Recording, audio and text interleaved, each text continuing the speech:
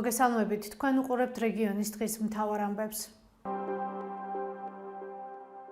საქართველოს რკინიგზა 10 სამგზავრო მატარებლის 50 ლოკომოტივის და 1500 ვაგონის შეძენას გეგმავს.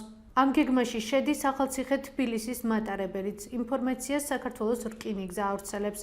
გავრცელებული ინფორმაციის მიხედვით უკვე მიმდინარეობს ახალციხე-თბილისის რკინიგზის რეაბილიტაცია, რომელიც მარიამ ქრივიშვილის თქმით 4 თვეში დასრულდება. კონკრეტულად რა მონაკვეთზე მიმდინარეობს რეაბილიტაცია და რამდენად დასრულდება სამუშაოები აგვისტომდე.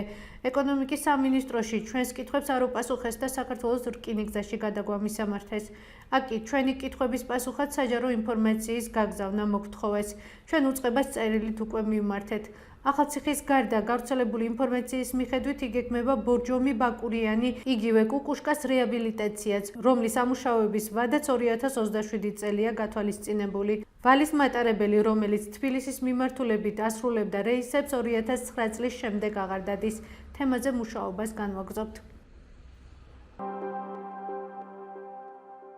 კურორტ აბასთუმნის რეაბილიტაციისთვის 70 მილიონის დახარჯვა იგეგმება. მუნიციპალური განვითარების ფონდმა ხელშეკრულება შპს საბა კონსტრაქშენთან უკვე გააფორმა. ინფორმაცია სახელმწიფო შესყიდვების სააგენტოს ვებგვერდზეა გამოქვეყნებული. ვებგვერდზე არსებული ინფორმაციის მიხედვით, ფონდმა აბასთუმნის რეაბილიტაციისთვის ტენდერი 25 თებერვალს გამოაცხადა.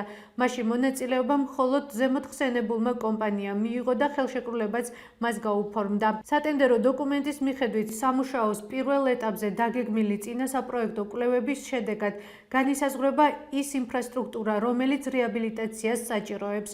პროექტის მიხედვით იგეგმება ისტორიული და კულტურული მნიშვნელობის მქონე შენობა-ნაგებობების აღდგენა, ტურისტული და რეკრეაციული ობიექტების მოწესრიგება, ქუჩებისა და გზების განახლება და ასე შემდეგ. კომპანიას სამუშაოების შესასრულებლად 2 წელი აქვს, როდის გეგმავს სამუშაოების დაწყებას კომპანია. აქ ჩვენ ზარებს არ უპასუხეს. არის თუ არა პროექტში გათვალისწინებული კულტურული მემკვიდრეობის სტატუსის მქონე აბასთუმნის ობსერვატორიის შენობის რეაბილიტაცია, რომელიც დაზიანებულია. MDF-ში ამბობენ, რომ ამ ეტაპზე კვლევაა ჩასატარებელი და კვლევის შემდეგ დაზუსტდება. რატომ გააქირავა წალკის მერიამ 127 მუნიციპალური ქონება აუქციონის გამოცხადების გარეშე 2022-2024 წლებში? წალკის მერიიდან მიღებული საჯარო ინფორმაციის მიხედვით, მუნიციპალიტეტი ყოველწლიურად აუქციონის გარეშე, მაგრამ საკრებულოს დასტურით, საძოვრებს სხვადასხვა რეგიონებიდან ჩამოსულ მემთეორებზე აქირავებს. უწყების ინფორმაციით, საჯარო ქირის ოდენობა ყოველწლიურად განისაზღვრება აუდიტის მიერ ჩატარებული საძოვრების შეფასების დასკვნის საფუძველზე, რაც მათივე თქმით უზრუნველყოფს ქონების ღირებულების შესაბამის შეფასებას. საუბარია სახელმწიფო აუდიტის დასკვნაზე, რომლის მიხედვითაც მუნიციპალიტეტმა აუქციონის გარეშე გაქირავებული უძრავი ქონებით 9 მილიონ ლარზე მეტი მიიღო.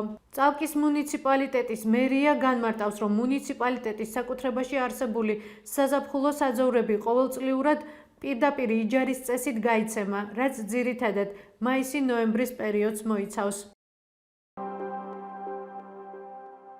წალკაში სკვერის რეაბილიტაციისთვის მუნიციპალიტეტის მერია 150.000-მდე ლარის დახარჯვას გეგმავს. ინფორმაცია სახელმწიფო შესყიდვების ვებგვერდზეა გამოქვეყნებული.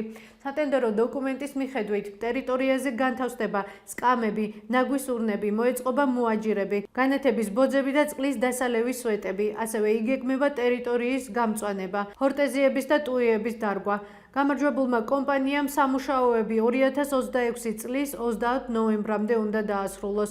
ამ ეტაპზე სატენდერო წინადადებების მიღება დასრულებულია. რომელი კომპანია შეასრულებს სამუშაოებს, რამდენიმე დღეში გახდება ცნობილი. სატენდერო დოკუმენტის მიხედვით ამ ეტაპზე 1 მონაწილე ჩანს.